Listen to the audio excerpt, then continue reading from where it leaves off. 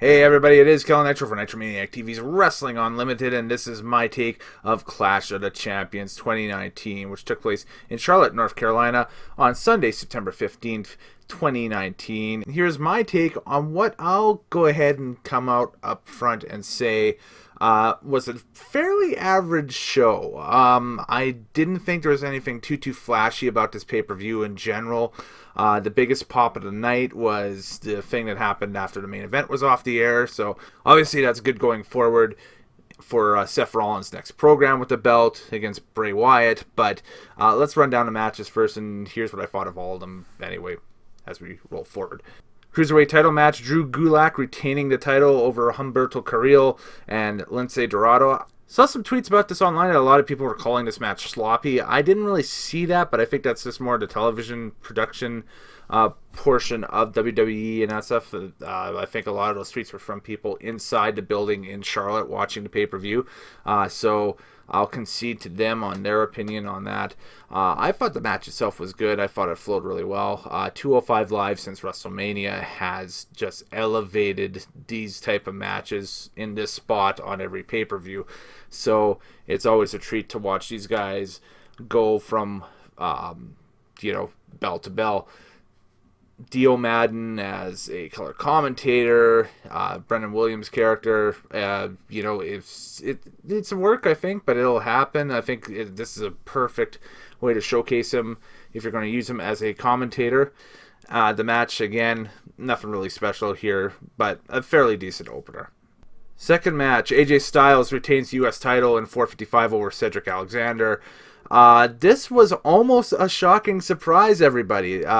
Cedric came out of the gates really on the gas and got a couple quick near falls on AJ, the second of which was one of those 2.9999 tenths of a second type pinfalls. So, that was a really quick and really fast way to open up the match, and then AJ just didn't even need the OC tonight, just heelish tactics and experience won out over youth here.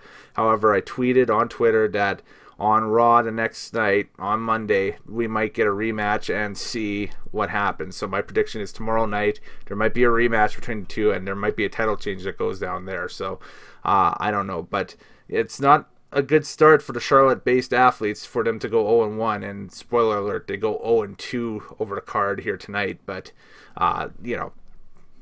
it is what it is. It's WWE. It's a hometown curse. Main card, Robert Roode and Dolph Ziggler beating Seth Rollins and Braun Strowman for the tag titles. I think that was expected. I think a lot of people had predicted that, including yours truly. The match itself was, I expected a lot less from this spot, actually, on the card. I kind of had the feeling that it would be the opening match of the pay-per-view. And, I expected, again, a lot less out of this match, and I was pleasantly surprised. They actually got a decent 10 minutes out of the guys, 9 minutes and 40 seconds. It felt longer, and it told a good story in the ring, too. So it was a fairly decent pay-per-view opener. And, it set the scene with Strowman storming out on Rollins at the end of the match. Okay, Rollins, you got a pissed off monster waiting for you later on tonight. Bayley defeating Charlotte Flair in 345. This match here was, Bayley caught one on Charlotte and then ran out of the ring and ran to the back with the belt. That's the big deal with it. It was, again, another match. There's not really a lot of these matches going to the final four matches of the card that are really memorable. Like the undercard for this thing is rather forgettable, and this is one of them, unfortunately. Other than, I guess, Bayley is still getting much of a crowd pop. They were in Charlotte tonight, obviously, so Charlotte Flair got a huge crowd reaction. But for the non-Charlotte fans and whatever in Charlotte, the crowd was still very warm towards Bayley and that stuff until the end of the match, and then they all sort of kind of booed and she walked off. So remains to be seen if Bayley's going full heel, or is she going to be a tweener type face heel personality or what. You can put your comments below if you want, and let me know kind of which direction you see this going. I think she's eventually going to go full heel. I just don't think they've pulled the trigger on this yet. The Revival, Dawson and Wilder defeating the New Day's Big E and Xavier Woods for the SmackDown Tag Team titles in 10:15 by a submission. And it was kind of a weird finish to this one where they decide to forego the pin on Xavier in the ring after hitting the Shatter Machine on him, and just decide to go after the knee, and Dawson throws on a leg lock on Xavier Woods, and they exposed the knee, and they were working on the knee and that stuff. So maybe they're working on a injury angle. We'll find out more, obviously, on Tuesday with the New Day with Xavier Woods. Maybe he is going to take some time to have some legit injury stuff looked at. Otherwise, storyline-wise, you got one for the New Day with a gimpy knee now at this point. So it's kind of interesting. But, it was a great way to establish the Revival as Grand Slam Tag Team Champions. They've won the titles in NXT. They've won the titles on Raw. Now they've won the titles on SmackDown. Is this a way of appeasing them for not jumping ship to AEW? Who knows? We could play the hearsay game all day, and I've seen people get burned for whatever reason on Twitter this weekend for playing hearsay. So I'm not about to touch that with a 10-foot pole, but strictly opinion-wise, I think it's WWE potentially covering their tracks with them and that stuff and trying to make good with them and say, okay, well, you guys stayed. Here you go. Women's Tag Team Championship featured Alexa Bliss and Nikki Cross as champions, defeating Mandy Rose and Sonya Deville in 9:05. Nikki Cross finally getting a measure of revenge. Well, she got a little bit of revenge on it on Tuesday night on Mandy Rose. She finally gets it on Sonya Deville by getting the pin in this match, and Mandy Rose as well. Real funny spot about halfway through with the 24/7 belt, actually prior to the match too, with the 24/7 belt and R-Truth. Alexa Bliss throwing caution to the wind and just whatever, and attempting to be the first female 24/7 champion. Let's go kind of first active roster female 24/7 champion.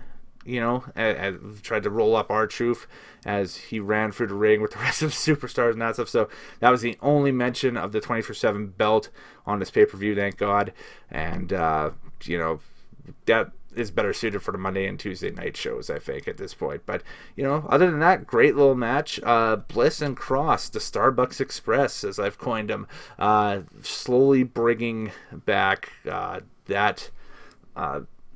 the legitimacy and value back to the women's tag team belts. Not that the Iconics lost any value, it was the lack of Iconics title defenses that made them lose value on television. So, it was important for them to have a good match here. I think they did, and, carry on. Let's see where the storyline takes us. Shinsuke Nakamura, the Intercontinental Champion, defeating The Miz in 9:35. Nakamura, of course, has Sami Zayn in his corner, and Sami grabbed a mic off the top and was doing kind of Jerry Lawler-esque commentary over Nakamura's match and that stuff, and just kind of putting him over and putting down Miz until The Miz intercepted the mic on the outside and chucked it through the back of the stage. Was hilarious. A great spot, and it was a fairly solid match between the two of them. I kind of ducked in and out of this because this is when my pizza showed up, but for this match, it was a very watchable 9:35. Again, nothing really special here. This was the last of that real undercard clump of matches that looked like they've been pulled from Raw or SmackDown that week. Just nothing really special, nothing really timeless about any of these matches. Maybe the comedic spot in the Bliss Cross women's tag title match, but this kind of ran together for a good 2.5 hours. It was kind of like, man, running a mill. The next match changed that, though. Becky Lynch versus Sasha Banks, and Sasha Banks beating Becky Lynch by disqualification in 20 minutes. This was a match that started in a ring, and then after the ref got leveled by a chair shot, they ended up going up into the crowd and up into the concession and had a concession stand brawl, and then brought themselves back down to the ring, and they fought all over the place, really giving this no ring, no arena could withstand them, and it was awesome to see. This was great. Both girls had fire. Both girls had, pizzazz and that stuff, and just really wanted to get at each other. And, Sasha Banks wins the bout via disqualification, which, helps solidify the heel status a little bit. We didn't see Bayley at all in this match, so again, that storyline, is Bayley a heel, is she not, continues on to Monday and Tuesday, so we see what happens there. But this match itself was the match of the night, no question, hands down. This was the best match on the card.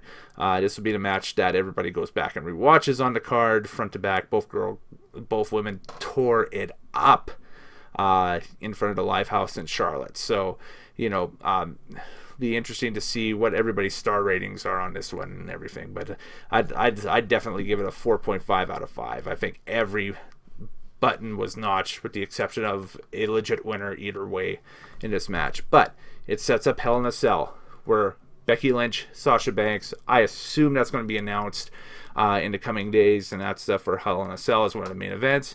And I'm all for it. Put them in the Cell. Let's see what happens. And yeah, just give us the same type of quality of match in the Cell that you did here, because this was fan-freaking-tastic. Well done.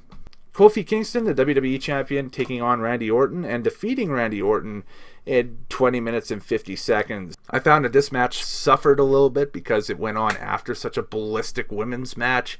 But after enough time had passed in this contest, it kind of had its own feel to it. This was the best Randy Orton match I've seen from him this year. Even better than the SummerSlam one and anything else he had done prior to it. This is the best Randy Orton match I've seen this year. He was conniving. He was as close to that late 2000s, early 2010s heel Randy Orton as we've seen. Again, the crowd kind of was dead for the first 3/4 of it, but they picked up towards the end of it, which was great. And, Kofi retains the title by the skin of his teeth at the end of it, right? And just is able to pull out, stay one move ahead of Randy and get the Duke. So now we have to see what challenges Kofi at Hell in a Cell for the WWE title, or what challenges Kofi himself sends out for the WWE title. Do I think it's Orton again? I don't think so. I think that maybe there might be a fresh contender coming. Maybe it's a Shane McMahon type thing where Shane McMahon and Kofi go one-on-one because of how egotistical Shane McMahon is now. Wait and see. Eric Rowan versus Roman Reigns. I forgot this match was on the card. Because they went back from a spot hyping, I think it was SmackDown on Fox, back to the SmackDown team, and I was like, why are they still showing you guys? We should be doing Universal title hype now at this point. And then I was like, oh yeah, Rowan and Reigns going one-on-one. And this match itself was, again, another one of these matches that kind of fell into the pattern of, okay, this would be a passable TV match, nothing special on a pay-per-view type encounter.